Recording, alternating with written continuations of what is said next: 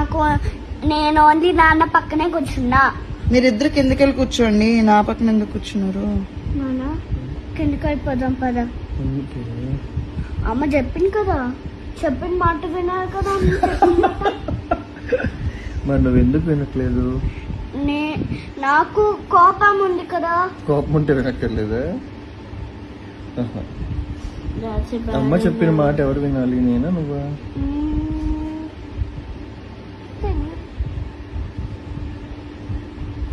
కిందకి వెళ్ళిపోదాం. ఎందుకు వెళ్ళాలి కిందకి? అమ్మ చెప్పింది కదా. మరి అమ్మ మధ్యాహ్నం అన్నం తినమని చెప్తుంది కదా, ఎందుకు 2 hours తింటున్నావు రోజు? నువ్వే తినిపించేయాలి. లేచిరా పక్కన కూర్చో. నేను నాన్న సెల్ఫీ తీసుకుంటాము. నాది నాన్న. ఒక ఫోటోయే కదా Kriti. No please. Is my dad. Please. No. నేను కూడా